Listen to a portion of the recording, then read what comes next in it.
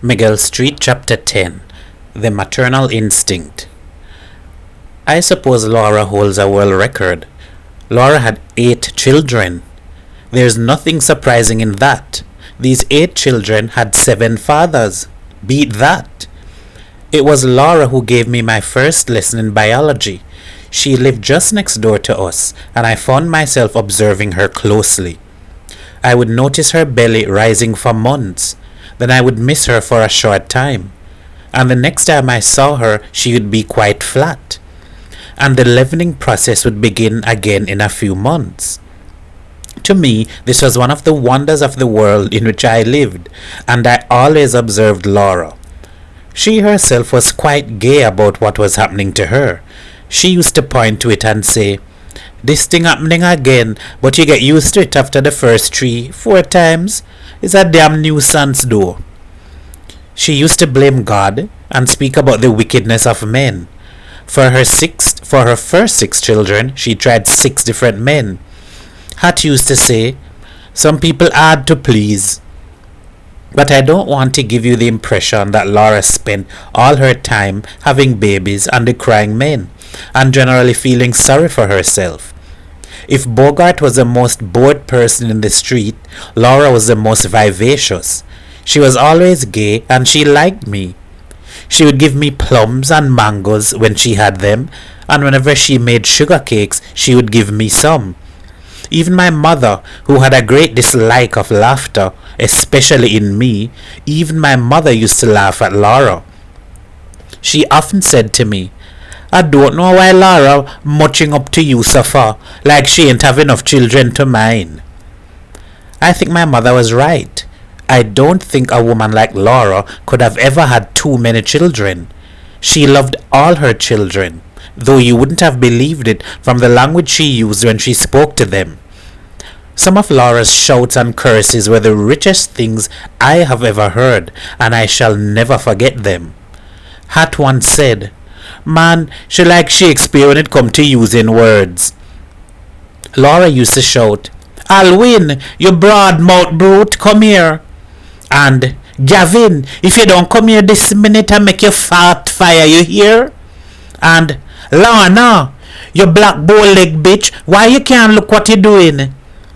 Now, to compare Laura, the mother of 8, with Mary the Chinese, also mother of 8, doesn't seem fair, because Mary took really good care of her children and never spoke harshly to them. But Mary, mark you, had a husband who owned a shop, and Mary could afford to be polite and nice to her children, after stuffing them full of chop suey and chow mein and chow fan and things with names like that.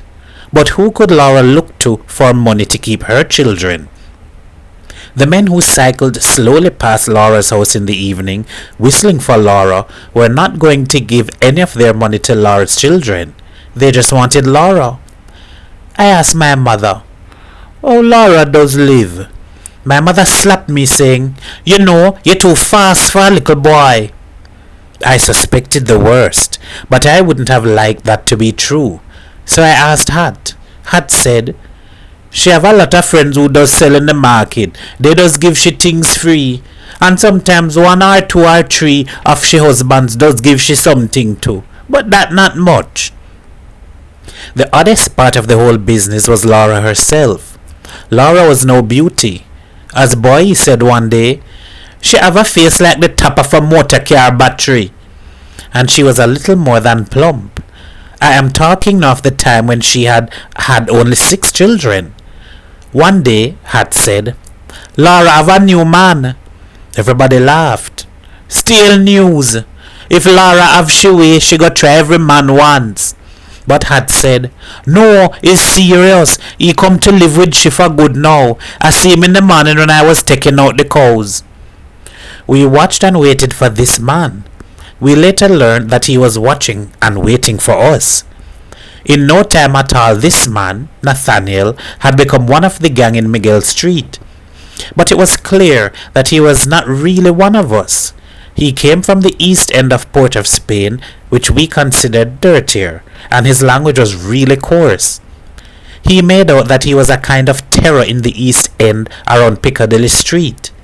He told many stories about gang fights, and he let it be known that he had disfigured 2 or 3 people.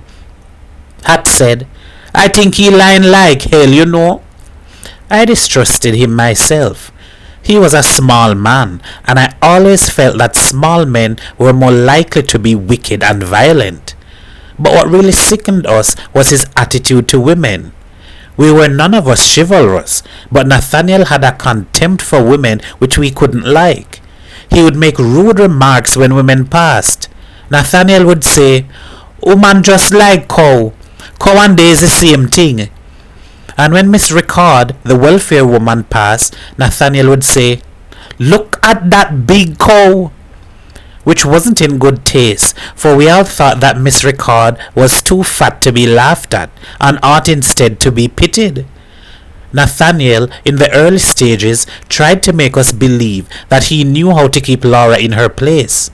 He hinted that he used to beat her. He used to say, Woman and them like a good dose of blows, you know. You know the calypso? Every now and then just knock them down. Every now and then just throw them down. Black up their eye and bruise up their knee. And then they love you eternally. It's gospel truth about woman. Had said, woman is a funny thing for truth though. I don't know what a woman like Laura see in Nathaniel. Edders said, I know a hell of a lot about woman. I think Nathaniel lying like hell. I think when he with Laura, he got his tail between his legs all the time. We used to hear fights and hear the children screaming all over the place. And when we saw Nathaniel, he would just say, Just been beating some sense into that woman. Had said, It's a funny thing. Laura don't look any sadder. Nathaniel said, It's only blows she really want to keep she happy. Nathaniel was lying, of course. It wasn't he who was giving the blows. It was Laura. That came out the day when Nathaniel tried to wear a hat to cover up a beaten eye. Edders said, It looked like they make up that calypso about men, not women. Nathaniel tried to get at Edders, who was small and thin, but had said, Go try that on Laura. I know Laura. Laura just trying not to beat you up too bad just to keep you with she. But the day she start getting tired of you, you better run, boy. We prayed for something to happen to make Nathaniel leave Miguel Street. Had said, We ain't have to wait long. Laura making baby 8 months now. Another month and Nathaniel gone. Edders said, That would be a real record. 7 children with 7 different men. The baby came. It was on a Saturday. Just the evening before, I had seen Laura standing in her yard leaning on the fence. The baby came at 8 o'clock in the morning. And like a miracle, just 2 hours later, Laura was calling across to my mother. I hid and looked. Laura was leaning on her windowsill. She was eating a mango, and the yellow juice was smeared all over her face. She was saying to my mother, The baby come this morning. And my mother only said, Boy or girl? Laura said, What sort of lucky thing I have? It look like I really blight? Is another girl. I just thought I would let you know, that's all. Well, I have to go now. I have to do some sewing. And that very evening, it looked as though what had said was going to come true.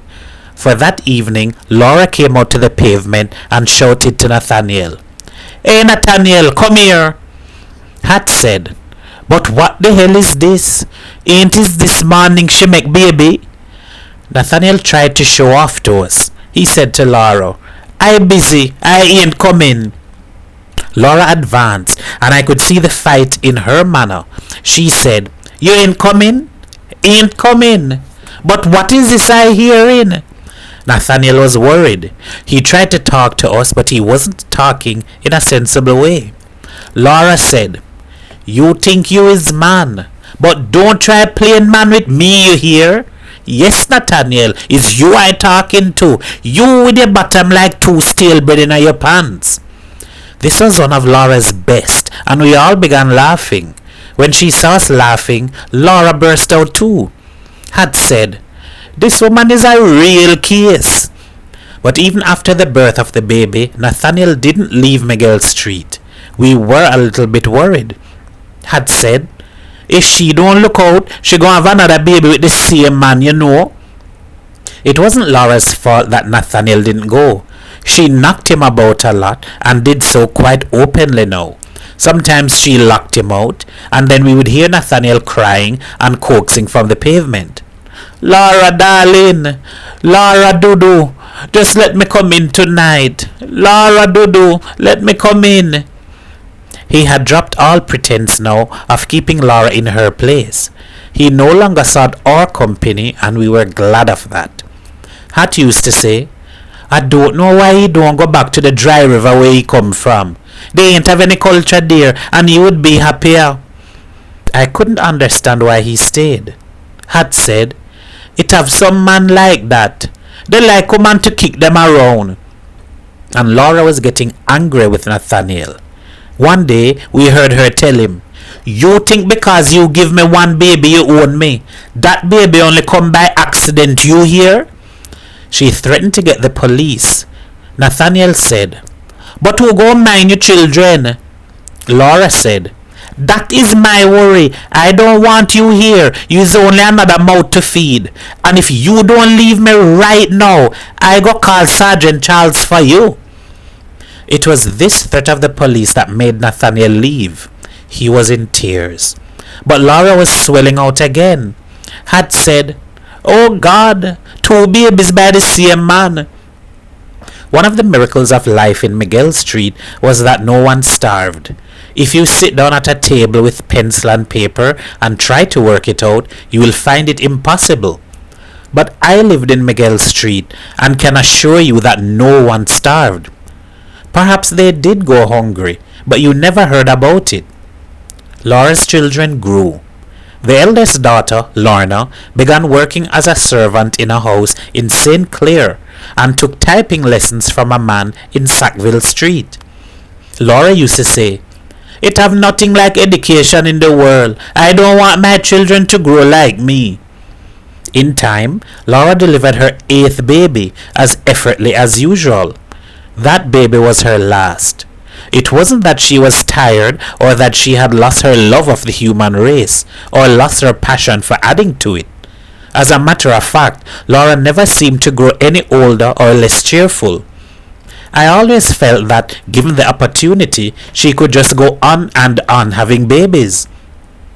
The eldest daughter, Lorna, came home from her typing lessons late one night and said, Ma, I go and make a baby. I heard the shriek that Laura gave, and for the first time I heard Laura crying. It wasn't ordinary crying. She seemed to be crying all the cries she had saved up since she was born, all the cries she had tried to cover up with her daughter. I have heard people cry at funerals, but there's a lot of showing off in their crying. Laura's crying that night was the most terrible thing I had heard. It made me feel that the world was a stupid, sad place, and I almost began crying with Laura. All the street heard Laura crying. Next day, Boy said, I don't see why she's so mad about that. She does do the same. Hat got so annoyed that he took off his leather belt and beat Boy. I didn't know who I felt sorrier for, Laura or her daughter. I felt that Laura was ashamed now to show herself in the street. When I did see her, I found it hard to believe that she was the same woman who used to laugh with me and give me sugar cakes. She was an old woman now. She no longer shouted at her children, no longer beat them. I don't know whether she was taking especial care of them or whether she had lost interest in them. But we never heard Laura say a word to reproach Lorna. That was terrible. Lorna brought her baby home. There were no jokes about it in the street. Laura's house was a dead, silent house. Hat said, life is a hell of a thing. You can see trouble coming and you can't do a damn thing to prevent it coming. You just go sit and watch and wait. According to the papers, it was just another weekend tragedy, one of many. Lorna was drowned at Carinage. Hat said, is what they always do. Swim out and out until they're tired and can't swim no more. And when the people came to tell Laura about it, she had said very little. Laura said it good. It's good. It's better that way. End of chapter 10.